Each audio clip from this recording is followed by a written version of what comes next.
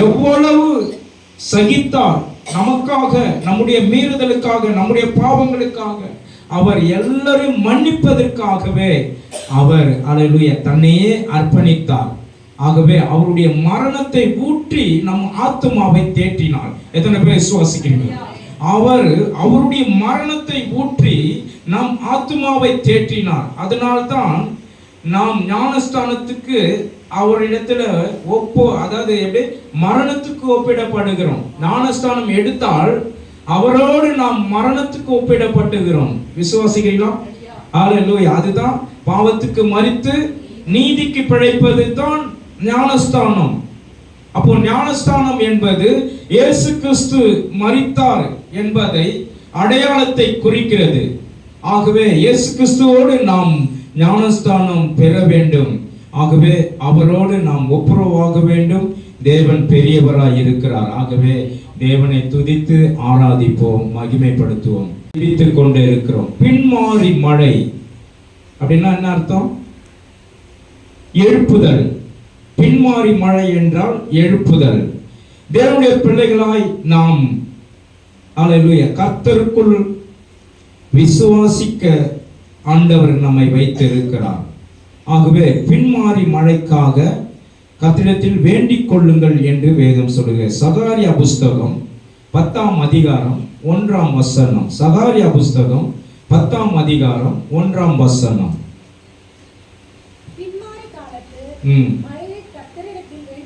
வேண்டிக் கொள்ளுங்கள், மின்னல்களை உண்டாக்கி வயல்வெளியில் அவருக்கு பயிர் உண்டாகும்படி அவர்களுக்கு மழையை கட்டளையிடுவார். விசுவாசிக்கிறீங்களா? நாம் விசுவாசத்திலே வளர்வதற்கு அவர் ஒரு மழையை கட்டளையிடுவார். அதுதான் பரிசுத்த ஆவியானுடைய மழை. எத்தனை பேர் விசுவாசிக்கிறீங்க? தேவனுடைய பிள்ளைகளை கர்த்தருக்குள் விசுவாசிக்க வைத்திருக்கிறார். ஜெபியுங்கள், அந்த மழையை நீங்கள் அல்லேலூயா ஆண்டவருடைய மழை, பரிசுத்த ஆவியானுடைய மழை பெய்யும். விசுவாசிக்கிறீங்களா? பரிசுத்த ஆவியானுடைய வல்லமை உங்களுக்குள்ளே இருக்கும். அல்லேலூயா. விசுவாசத்தை வைத்து ஜெபியுங்கள். அப்பொழுது ஆண்டவர் பயிர் உண்டாக மழையை கட்டளையிடுவார். மழையை கட்டளையிடுவார். அப்பொழுது செழிப்பாய் இருப்பீர்கள். நீங்க எவ்வளவு ஜெபிக்கிறீர்களோ அப்பொழுது உங்களுடைய வாழ்க்கை செழிப்படையும். தரித்திரங்கள் எல்லாம் ஓடி போகும், இல்லாமை ஓடி போகும், பலவீனங்கள் நீங்கி போகும், எல்லா கட்டுகள் உடைந்து போகும், எல்லா எதிர் வல்லமைகள், பயங்கள் எல்லாம் நீங்கி போகும். எத்தனை பேர் விசுவாசிக்கிறீங்க? நீங்கள் தொடர்ந்து ஜெபத்திலே தரித்திருக்க வேண்டும் என்று தான் இந்த அல்லேலூயா பின்மாறி மழைக்காக வேண்டிக் கொள்ளுங்கள் என்று வேதம் சொல்லுகிறது. எத்தனை பேர் விசுவாசிக்கிறீங்க? அல்லேலூயா. பின்மாறி மழை மிகவும் முக்கியமானது. மின்னலை உண்டாக்கக்கூடியது. மின்னலை உண்டாக்கி பெரும் மழையை பெய்ய வைக்கக்கூடியது. பெருமழை பெய்ந்தால் என்ன நடக்கும்? பயிரெல்லாம் ஆசீர்வாதமா இருக்கும். நல்ல ஆசீர்வாதத்தை குறிக்கிறது. அப்ப ஆசீர்வாதமா இருந்தால் நாடு செழிப்பாகும், நாடும் வீடும் செழிப்பாகும். இன்றைக்கு நீங்கள் அந்த பின்மாறி மழைக்காக வேண்டிக் கொள்ள வேண்டும். அப்போ பின்மாறி மழை என்பது ஒரு பெரிய ஒரு ஆவிக்குரிய ஜீவியத்தில் வளர வைக்கிறது. உங்கள் வாழ்க்கையில பின்மாறி மழை வேண்டிக் கொள்ளுங்கள் என்று வேதம் சொல்லுகிறது. விசுவாசித்து ஜெபிக்கிறவர்களை ஆண்டவர் ஆசீர்வதிப்பார். எத்தனை பேர் விசுவாசிக்கிறீங்க? ஹல்லேலூயா. கர்த்தர் உங்களை ஆசீர்வதிக்க அவர் வல்லமை உள்ள தேவனாய் இருக்கிறார். ஆகவே நீங்கள் பின்மாறி மழைக்காக வேண்டிக் கொள்ளுங்கள். கர்த்தர் உங்களை கொண்டு பெரிய திட்டங்களை வைத்திருக்கிறார். ஹல்லேலூயா, ஹல்லேலூயா.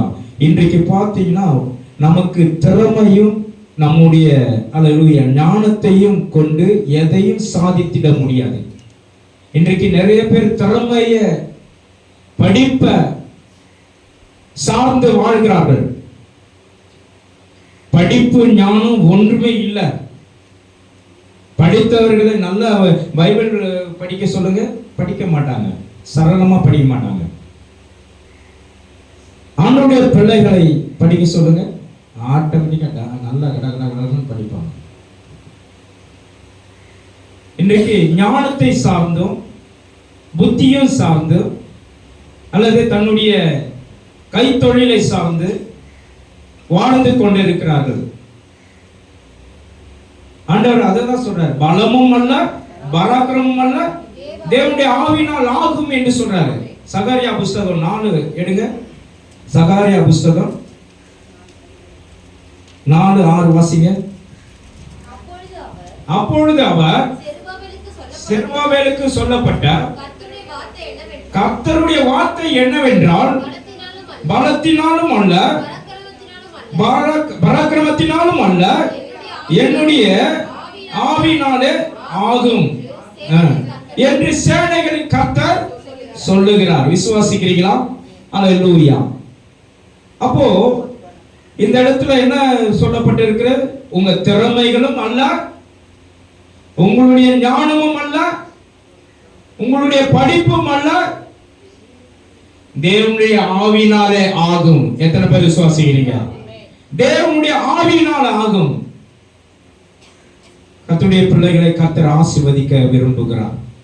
அதுதான் சொல்லப்பட்டிருக்கிறது. 1 கொரிந்தியர் புஸ்தகம் 3:6-7 வாசிங்க.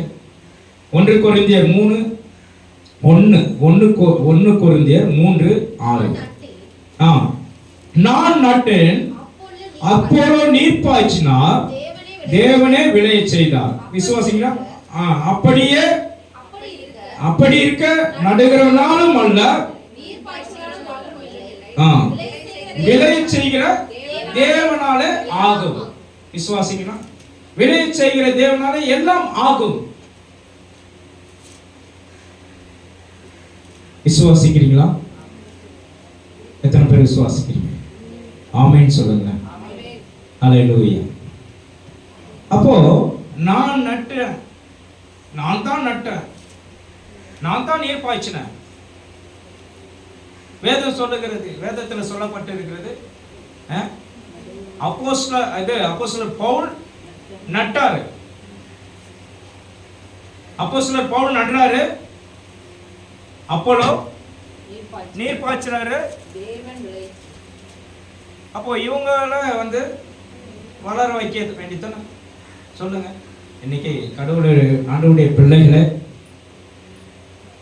எதுவும் நம்மால கூடாதது தேவனாலே கூடும். விசுவாசிக்கிறீங்களா? தேவனால கூடாதது ஒன்றுமே இல்லை. ஒரு தம்பதியினர் நம்முடைய சபைக்கு வந்திருந்தார்கள். கிட்டத்தட்ட 7-8 வருஷமாய் அவளுக்கு திருமணமாகி குழந்தை இல்லை. எத்தனையோ டாக்டரை பார்த்துட்டாங்க, எத்தனையோ டாக்டரை பார்த்து செக் பண்ணி ஒண்ணுமே இல்லை. ரொம்ப கஷ்டம். அப்படியே சோர்ந்தா போயிட்டாங்க. முடியாது என்று சொல்லி சோர்ந்தா போயிட்டாங்க. அவங்களுடைய வாழ்க்கை மிகவும் வேதனைக்குரியதா இருந்தது. அவங்க விருப்பமில்லாத வாழ்க்கை. நமக்கும் இது கிடைக்குமா, நமக்கும் இந்த குழந்தை பாக்கியம் இருக்குமா என்று மிகவும் ஒவ்வொரு நாளும் அங்கலாய்த்துக் கொண்டிருந்தார்கள். கடைசியில ஆண்டவர், அல்லேலூயா, என்னுடைய ஆவினால் தான் ஆகும், பலமும் அல்ல பராக்கிரமும் அல்ல, தேவனுடைய ஆவினால் ஆகும் என்று சொல்லி 8 வருஷம் கழிச்சு அவளுக்கு குழந்தை கொடுத்தார் ஆண்டவர். விசுவாசிக்கிறீங்களா? அல்லேலூயா. குழந்தையை கொடுத்த பிறகு அவங்களுடைய வாழ்க்கை ஒரு சமாதானத்தின் வாழ்க்கையாய் அமைந்தது. அல்லேலூயா. எவ்வளோ பணம் செலவு பண்ணாங்க, எவ்வளவு, அல்லேலூயா, ஆச்சரியம். இத்தனைக்கும் அந்த ஸ்திரீ, அந்த மகள் ஒரு நல்ல நர்ஸு படிச்சிருக்காங்க.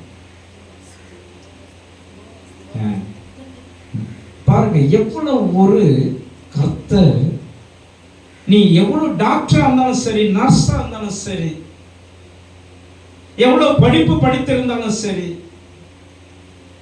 அதை சார்ந்து வாழ்ந்தாலும் சரி, எவ்வளவு புஸ்தகங்கள் படித்தாலும் சரி, ஆனால் தேவனுடைய ஈவு உனக்குள்ளே இல்லாவிட்டால் உன் வாழ்க்கை தடுமாற்றத்திற்குள்ளே போகும். தேவனுடைய அறிவு உனக்குள்ளே இல்லாவிட்டால் அல்லது ஜெபிக்காவிட்டால், தேவனுடைய கிருபையை நீ பெற்றுக் கொள்ளாத விட்டால், நம் வாழ்க்கை ஒரு தடுமாற்றத்துக்குள்ளே போயிருக்கும்.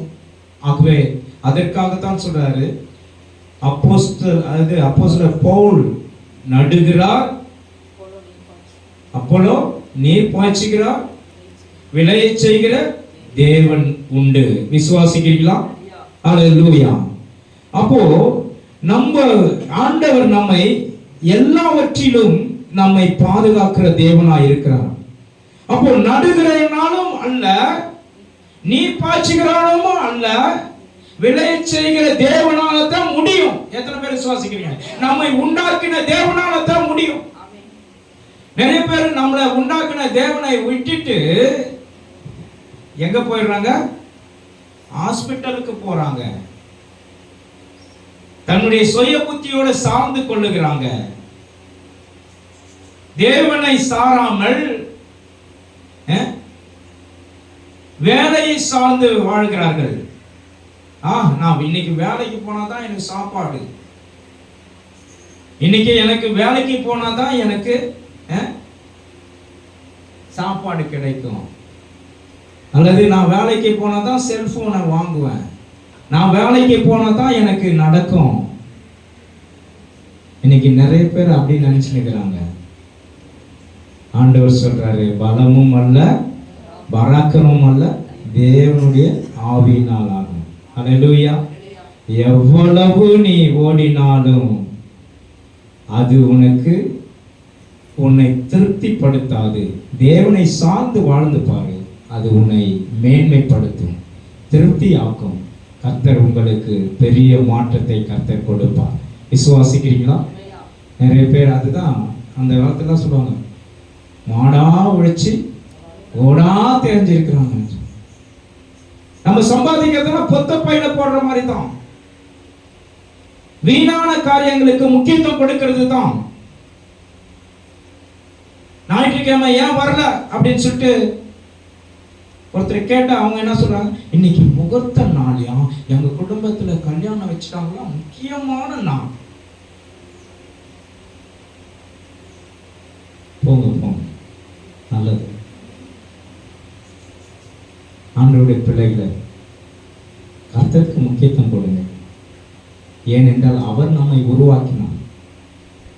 அவர் உங்களை என்ன திட்டத்திற்காக உங்களை ரட்சிப்புக்கு கொண்டு வந்தார் என்பதை நீங்கள் அறியாவிட்டால், உன் வாழ்க்கையில எவ்வளவு படித்திருந்தாலும் எவ்வளவு பட்டம் வாங்கியிருந்தாலும் அது ஒன்றுக்கும் திறமை இல்லாமல் போய்விடும்.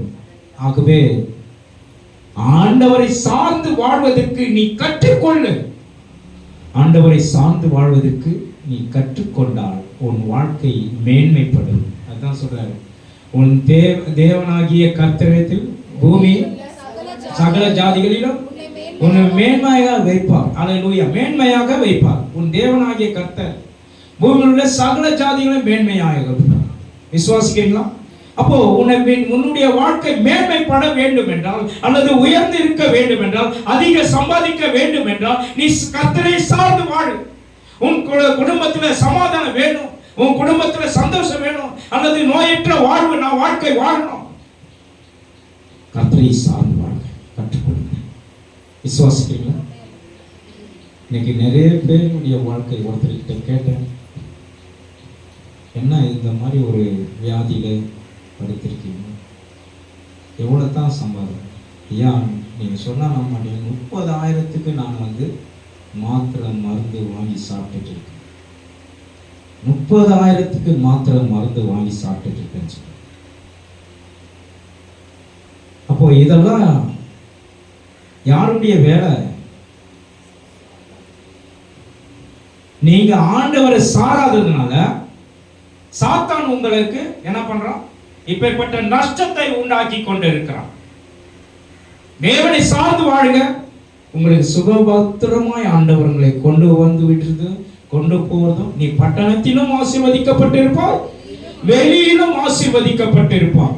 நீ போகையிலும் ஆசீர்வதிக்கப்பட்டிருப்பாய், நீ வருகையிலும் ஆசீர்வதிக்கப்பட்டிருப்பாய். உன் கையின் பிரயாசத்தை உன்னை ஆசீர்வதிப்பேன் என்று சொல்லியிருக்கிறார்.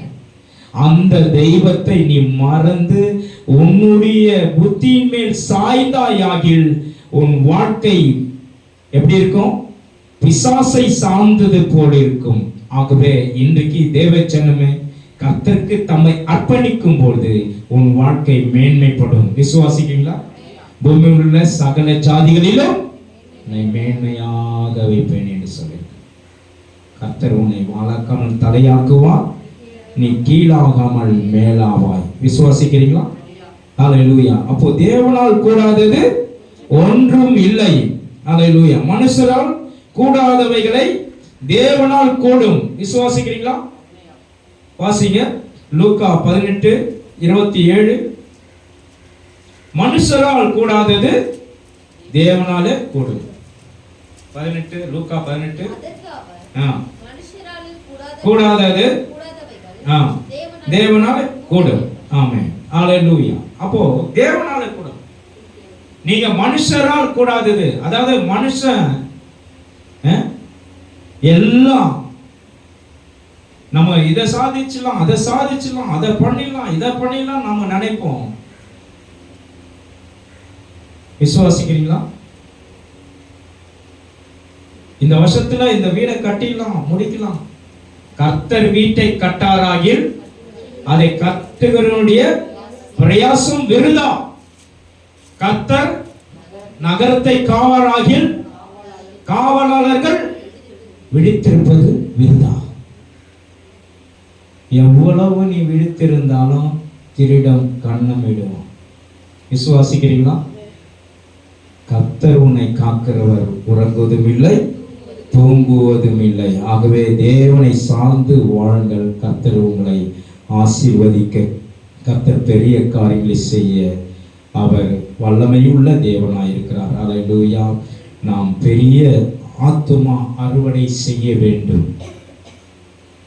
ஆத்துமா அறுவடை செய்ய வேண்டும். அதுதான் நீங்க எதுக்காக ஜெபிக்க சொல்றார் ஆண்டவர்? பின்மாறி மழை பெய்வதற்காக நீங்கள் ஜெபிக்க வேண்டும். எழுப்புதல் சபைக்காக ஜெபிக்க வேண்டும். உங்களுடைய உறவினர்கள் ரட்சிக்கப்படாத இருக்கிறார்களே, அவர்களுக்காக பேர் எழுதி ஜெபிங்க. எவ்வளவு பேர் ஞானஸ்தானம் எடுக்காது கெட்டு போய் கொண்டிருக்கிறார்களே, மரித்து கொண்டிருக்கிறார்களே, இவர்களுக்காக ஜெபிங்க. விசுவாசிக்கிறீங்களா? ஜெபிங்க. ஜெபம் மிகவும் அவசியம். நீங்கள் செய்ய வேண்டியது ஜெபம். ஆண்டவர் செய்ய வேண்டியது கடமையை செய்வார், பெரிய காரியங்களை செய்வார். நீங்க ஜெபிக்க வேண்டிய காரியங்களை நீங்க ஜெபித்துட்டு ஆண்டவர் கிட்ட சொல்லிட்டா போதும், ஆண்டவர் பெரிய காரியங்கள் உன் வாழ்க்கையில செய்து முடிப்பார். எத்தனை பேர் விசுவாசிங்க? ஹல்லேலூயா. ஆண்டவருக்கு ஹல்லேலூயா ஒரு தீர்மானம் எடுங்க. ஆண்டவர் சொல்றார், உலகத்தின் முடிவு பரியந்தம் சகல நாட்களிலும் உன்னோட கூட இருக்கிறேன். நான் ஜெபிக்கும் போதெல்லாம் உன்னோட கூட இருக்கிறேன்ப்பா.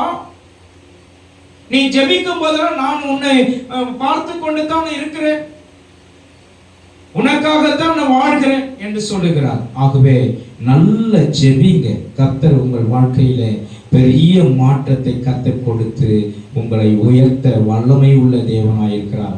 ஹல்லேலூயா. முதலாவது ஹல்லேலூயா, பின்மாறி மழைக்காக நாம் ஜெபித்துக் கொள்ள வேண்டும். பின்மாறி மழை என்பது நம்முடைய வாழ்க்கையில நல்ல ஒரு கனி தருகிற மரமாய் இருக்கும்.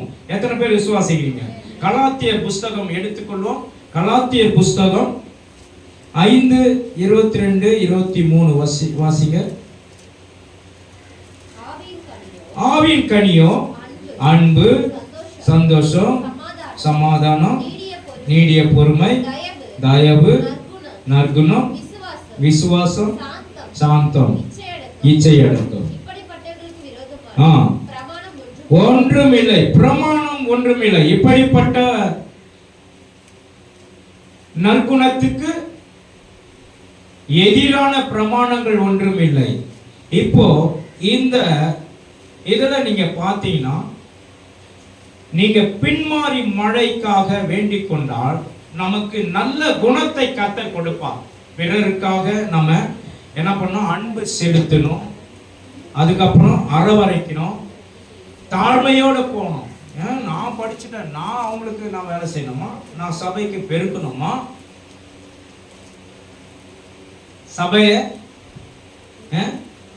சபையில ஊழியக்காருக்கு நான் கீழ்ப்படியணுமா? அப்படிலாம் நமக்கு எண்ணங்கள் பிசாசானவன் கொண்டு வருவான். ஆனால் நாம் பின்மாறி மழைக்காக வேண்டிக் கொண்டால் நம் வாழ்க்கையில கர்த்தர் ஒரு பெரிய மாற்றத்தை கர்த்தர் கொடுப்பார். எத்தனை பேர் விசுவாசிக்கிறீங்க? ஹல்லேலூயா. ஒரு சனிக்கிழமையில ஒரு சபை, பிரதான சபை கனடால இருக்கிறது.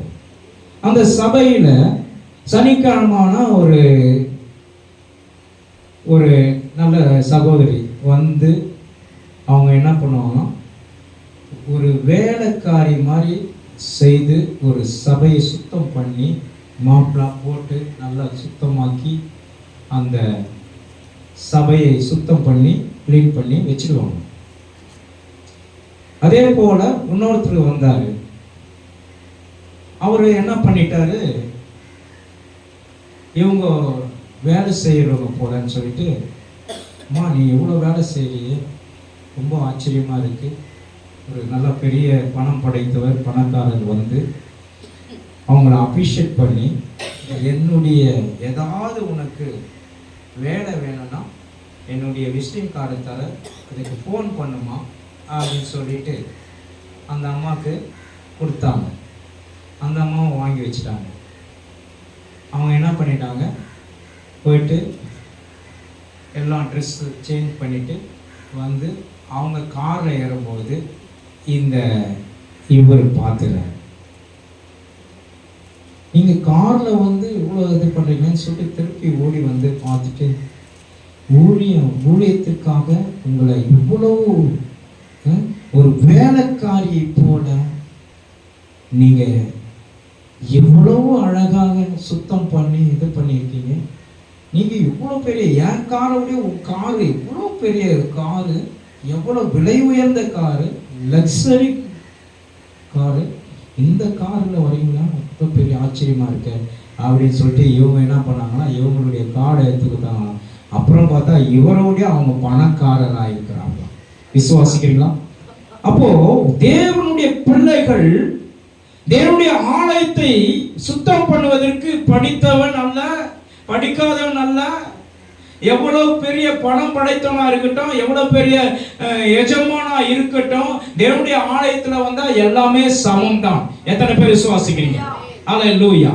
இன்றைக்கு நம்ம அல்லேலூயா ஒரு வேளை நம்மளுடைய அல்லேலூயா சபையை சுத்தம் பண்றது அவ்வளோ பெரிய கர்த்தருக்கு பிரியமான வேலை.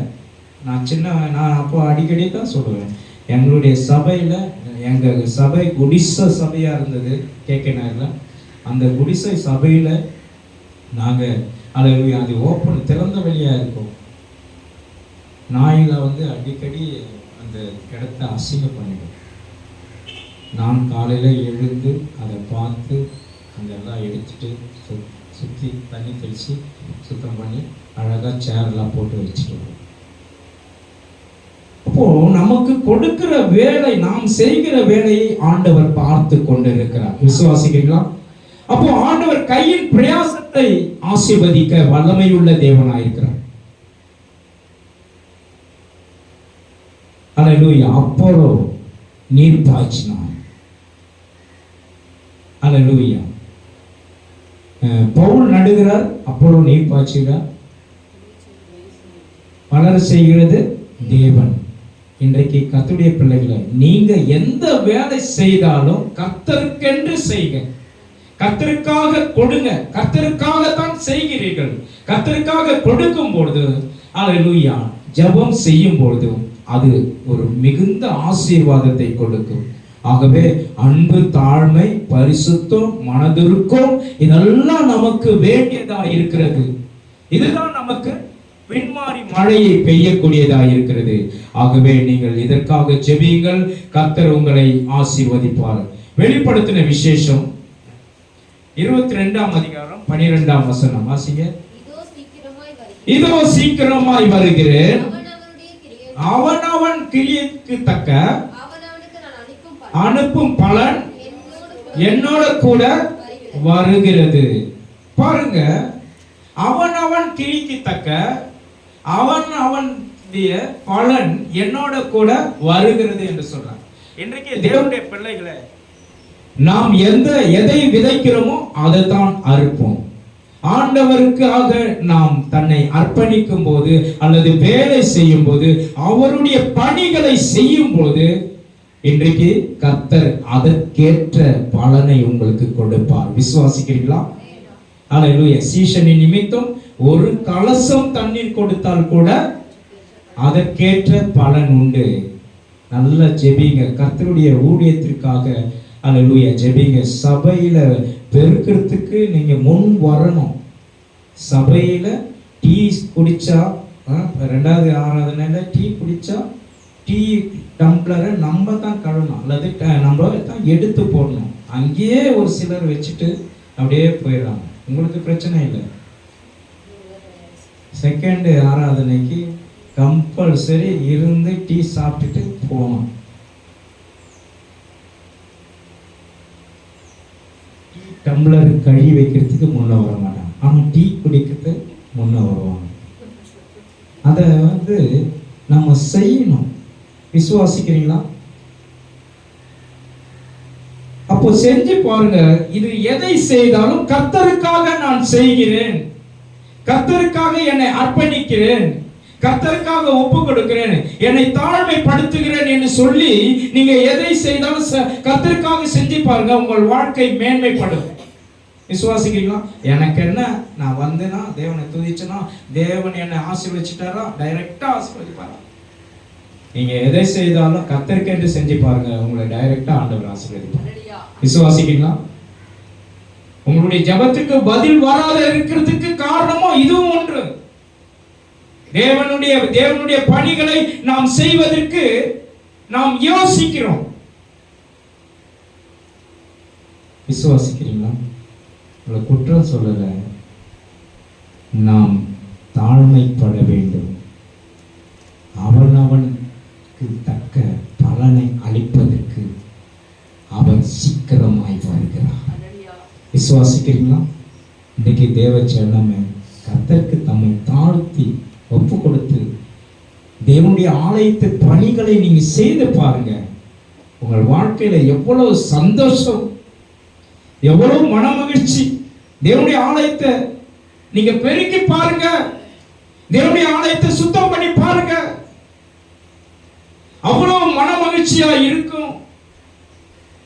ஒரு சேரு தொட்டு நல்லா கழுவினா கூட நல்ல சுத்தமாகும். ஒவ்வொரு சேர்ல அவ்வளோ டஸ்ட் இருக்கும்.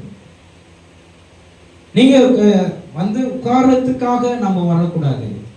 நம்ம சபை எப்படிப்பட்ட நிலையில இருக்கிறது என்று கவனிக்க வேண்டும். சபைக்கு சின்ன வேலை செஞ்சா கூட ஆண்டவருக்காகவே செய்யறது போல நீங்கள் செய்து பாருங்கள். கர்த்தர் உங்களை மென்மேலும் ஆசீர்வதிப்பார். தேவையில்லாத செலவுகள்லாம் வராது, நமக்கு தேவையில்லாத குழப்பங்கள் வராது, தேவையில்லாத வியாதி நமக்குள்ளே அனுமதிக்க மாட்டார். விசுவாசிக்கிறீங்களா? நீங்க தைரியமா சொல்லலாம், ஆண்டவரே நான் உம்முடைய வேலையை நான் செய்து கொண்டிருக்கிறேனே, ஏன் எனக்கு இப்பேற்பட்ட சூழ்நிலை, ஏன் எனக்கு ஆயுசு சீக்கிரமா எடுக்கப்படும்? ராஜா எசேக்கியேல் ராஜா அதுதானே போய் கேட்கிறேன், நான் உமக்கு வேலை செய்யலையா, நான் உம்மை துதிக்கலையா, உம்முடைய ஆலயத்தை நான் சுத்தம் பண்ணலையா, ஏன் எனக்கு இப்பேற்பட்ட வேதனையை, ஏன் என்ன மரண தருவாயில கொண்டு வரீங்க அப்படின்னு கேட்கிறார். அதற்கப்புறம் ஆண்டவருடைய மனம் இறங்கி திருப்பி எசேக்கியேல் ராஜாவுக்கு ஏசாயா தீர்க்கதரிசியை அனுப்பினார். விசுவாசிக்கிறீங்களா? ஏசாயா தீர்க்கதரிசியை அனுப்பி இன்னும் 15 ஆண்டுகள் கூட்டிக் கொடு. ஆகவே தான் இன்றைக்கு தேவச்சனமே, உலகத்தார் எவ்வளவு தாழ்ந்து போறாங்க. ஒரு எலெக்ஷன்ல ஓட்டு வாங்கினா அவங்க வீட்டில் வந்து உட்கார்ந்துட்டு பேசிட்டு, ஐயோ என் வீட்டுக்கு எம்எல்ஏ வந்துட்டாரு, எப்படி என் வீட்டுக்கு எம்எல்ஏ வந்துட்டார், என் வீட்டுக்கு தலைவர் வந்துட்டார், என் வீட்டுக்கு முதலமைச்சர் வந்துட்டாரு, என் வீட்டில் சாப்பிட்டாரு, காபி குடிச்சாரு. இதெல்லாம் எவ்வளோ சந்தோஷப்படுறீங்க. அவர் வீட்டை அவர் வராருன்னு சொல்லிட்டு நம்ம என்னன்னா சுத்தம் பண்ணி வைப்போம்.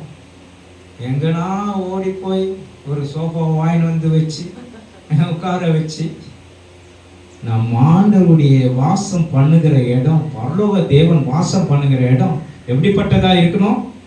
சுத்தமுள்ளதா இருக்கணும்.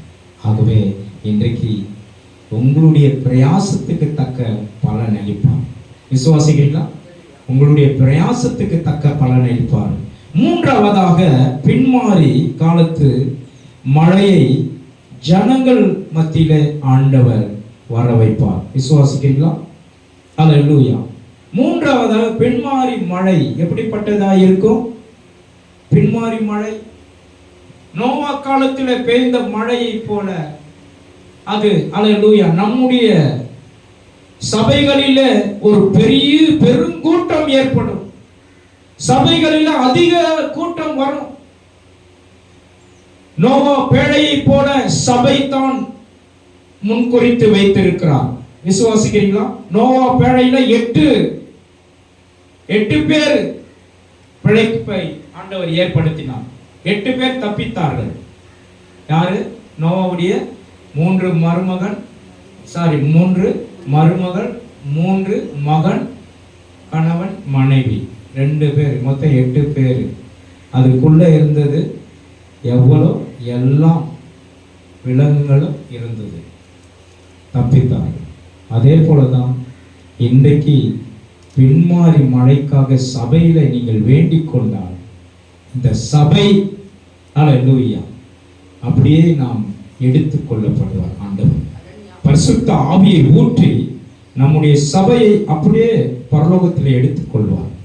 எடுத்துக்கொள்ளும் போது நாம் எல்லாரும் சந்தோஷமாய் அல்லேலூயா அவரை துதித்து ஆராதித்துக் கொண்டிருப்போம். அல்லேலூயா. வாசிங்கள் எசேக்கியா புஸ்தகம் 34:26. எசேக்கியேல் புஸ்தகம் 34:26.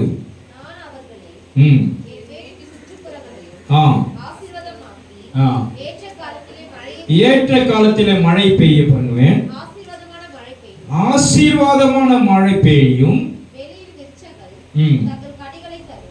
வெளியின் விருட்சங்கள் தங்கள் கனிகளை கொடுக்கும், பூமி தன் பலனை கொடுக்கும், அவர்கள் தங்கள் தேசத்திலே சுகமாய் இருப்பார்கள். நுகத்தின் கயிறுகளை அறுத்து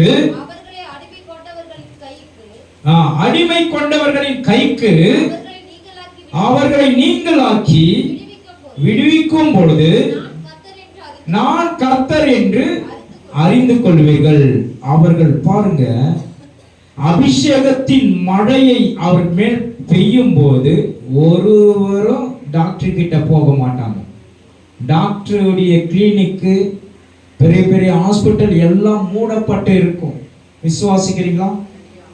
நீங்க ஜெபிக்கும் போது, பின்மாறி மழை பெய்யும் போது ஒருவரும் சுகவீனரா இருக்க மாட்டாங்க, சோர்வடைந்து இருக்க மாட்டாங்க, எல்லாம் பலப்பட்டு இருப்பாங்க. எல்லாருடைய வாழ்க்கையிலும் சொந்த வீடு இருக்கும். எல்லா சொந்த வீட்டிலும் நீங்க ஹல்லேலூயா நல்ல பயிரிட்டு, நல்ல ஹல்லேலூயா கனிகளை தருகிற மரங்களை நீங்கள் நாட்டு அதிலே ஆசீர்வாதமாய் இருப்பீர்கள். கர்த்தர் உங்கள் வாழ்க்கையிலே ஒரு பெரிய மாற்றத்தை கொடுப்பார். அதுதான் பின்மாறி மழை. பின்மாறி மழைக்காக நீங்கள் வேண்டிக் கொள்ளுங்கள். விசுவாசிக்கிறீங்களா? எல்லாம் ஆசீர்வாதமான மழை பெய்யும். கர்த்தர் உங்களை கொண்டு பெரிய காரியங்களை செய்வார். அல்லேலூயா. ஒரு விதத்தில் கொள்ளை நோய் பெருகும், ஒரு விதத்துல யுத்தங்கள் பெருகும், ஒரு விதத்துல ராஜ்யத்தின் சுவிசேஷமும் அறிவிக்கப்பட்டு ஒரு அபிஷேகம் பெருகுகிற நாள் வரப்போகிறது. எத்தனை பேர் விசுவாசிக்கிறீங்க? அல்லேலூயா. ஒரு விதத்துல கொள்ளை நோய் வரும், ஒரு விதத்துல பாவங்கள் பெருகும், ஒரு விதத்துல ஜனங்கள் பின்மாறி மழையை பெய்து கொண்டிருக்கும். அப்பொழுது ராஜ்யத்தின் சுவிசேஷம் அறிவிக்கப்படும். அப்பொழுது கர்த்தருடைய கிருபை இந்த இடத்துல அல்லேலூயா எல்லாரையும் மூடிக்கொள்ளும். கர்த்தர் உங்களை ஆசீர்வதிக்க அவர் வல்லமையுள்ள தேவனாய் இருக்கிறார். ஆகவே இந்த பின்மாறி மழைக்காக நீங்க ஜெபியுங்கள். கர்த்தரும் சீக்கிரமாய் வரப்போகிறார். கடைசி வசனம் வாசிங்க. ஓசியா புஸ்தகம் 6ஆம் அதிகாரம் 3ஆம் வசனம். ஓசியா புஸ்தகம் 6ஆம் அதிகாரம் 3ஆம் வசனம். அப்பொழுது அறியும்படி தொடர்ந்து போவோம். அவருடைய புறப்படுதல் அருணோதயம் போல ஆயத்தமாய் இருக்கிறது. பூமியின் மேல் பெய்யும் முன்மாறி பின்மாறி மழையை போலவும் நம்மேல் வருவார். விசுவாசிக்கிறீங்களா? நீங்க ஜெபித்தால் எல்லாவற்றிலும் ஆண்டவர் முன்மாறி மழையையும் பின்மாறி மழையும் பெய்ய வைப்பார். உங்களோடு வருவார், உங்களோட பேசுவார். நாம் சபையானவர் எல்லாரும் அல்லேலூயா அப்படியே எடுத்துக்கொள்ளப்படுவோம். ஆகவே தேவனுடைய இந்த பின்மாறி மழைக்காக நீங்க ஜெபிங்கள். கர்த்தர் உங்களை ஆசீர்வதிக்க வல்லமையுள்ள தேவனாய் இருக்கிறார். எல்லாரும் அல்லேலூயா அபிஷேகத்துல நிரம்பி ஜெபிங்க. கர்த்தர் உங்களை ஆசீர்வதிப்பாராக. நாம எல்லாரும் எழுந்து நிற்போம். நாம் எல்லாரும் எழுந்து நிற்போம். ஆண்டவரே, இந்த நாளிலே பின்மாறி மழைக்காக ஜெபிங்கள் என்று வேண்டிக் கொள்ளுங்கள் என்று நீர் கேட்டுக்கொண்டது போல கர்த்தர் நீர் எல்லோரும் மேலும் ஆவியை ஊற்றுங்க. பரிசுத்த ஆவியை ஊற்றுங்க. அபிஷேகத்தின் ஆவியை ஊற்றுங்க. வல்லமையின் ஆவியை ஊற்றுங்கப்பா. எல்லா தடைகள் நீக்கட்டும். கர்த்தருடைய வல்லமை இறங்கட்டும் இந்த கடைசி நாட்களிலே. ஆண்டவரே, அல்லேலூயா, அருணோதயமாய் நீர் வரப்போகிறீர். இயேசுவானவர் வரப்போகிறார். அல்லேலூயா. நாம் தேவனுக்கு பிரியமானதை செய்ய வேண்டும். உங்கள் திறமையினால் அல்ல, உங்கள் ஞானத்தினால் அல்ல, கர்த்தருடைய ஆவியினால் ஆகும். பலத்தினாலும் அல்ல, பராக்கிரமத்தினாலும் அல்ல, தேவனுடைய ஆவியினால் ஆகும்.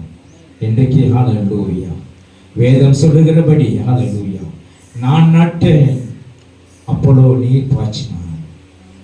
விளை செய்கிறவர் கர்த்தர். இன்றைக்கு நீங்க ஹல்லேலூயா நீங்க ஜெபிக்கும் போது ஹல்லேலூயா ஜெபத்தை அவர் ஏற்படுத்துகிறார். ஆண்டவருடைய பிள்ளைகளே, இன்றைக்கு நாம் எல்லாரும் ஒரு மனதோடு ஹல்லேலூயா தேவனுக்கு உகந்த காணிக்கையாய் தங்களை அர்ப்பணிக்கும் போது உங்கள் வாழ்க்கை அமையும். ஆசீர்வதிப்பாராக. ஹல்லேலூயா. உகந்த காணிக்கையாய் ஒப்புக் கொடுக்கிறேன் என்று சொல்லி இந்த பாடலை பாடுங்க. இப்பொழுது காணிக்கை எடுக்கும் பொழுது இந்த பாடலை பாடுங்க. கர்த்தர் உங்களை ஆசீர்வதிப்பார். எல்லாரும் சேர்ந்து சொல்லுவோம். என் ஆத்துமாவே கர்த்தரை ஸ்தோத்திரி, என் முழு உள்ளமே பரிசுத்த நாமத்தை ஸ்தோத்திரி. என் ஆத்துமாவே கர்த்தரை ஸ்தோத்திரி.